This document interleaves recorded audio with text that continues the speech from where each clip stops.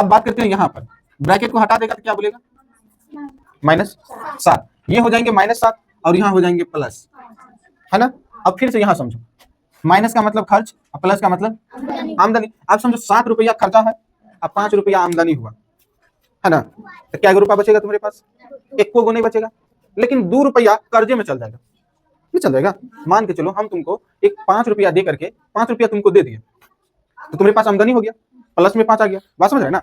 अब तुमने मार्केट में जाकर के 7 रुपया खर्चा कर दिया, किसी दुकानदार से कोई सामान ले लिया 7 रुपया का और उसको 5 रुपया दे दिया, दुकानदार से कहा क्या 2 रुपया हम बाद में दे देंगे, क्या कि 2 रुपया देना और है ना, 2 रुपया तुम बाद में दोगे तो वही 2 रुपया तो कर्ज हो गया ना। तो यहाँ पर क्या करना है, 2 रुपया तुमको क्या बच गया, कर्ज बच गया ना, 2 रुपया क्या बच गया, कर्ज बच गया। अब यहाँ दूसरा स्टाइल में दूसरे प्रकार से यह समझते हैं, किन्हीं दो संख्याओं में अगर साइन अलग अलग हो, एक में माइनस दूसरे में प्लस, या फिर एक में प्लस दूसरे में माइनस हो, समझ रहे, तो हम क्या करेंगे, घटा देंगे। जो संख्या हमको बड़ा नजर आएगा उसमें से हम छोटे वाले को घटा लेंगे।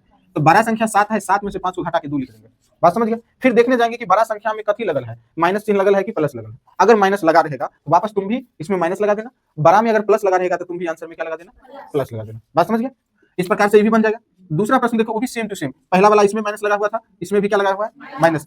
तो एक में माइनस है दूसरे में प्लस है, तो क्या करेगा, संख्या को घटा लेगा, जो भी बड़का नजर आएगा बड़का में से घटा लेगा। तो 119 में से 12 घटा लेगा ना, कितने बचेगा, 107 बचेगा।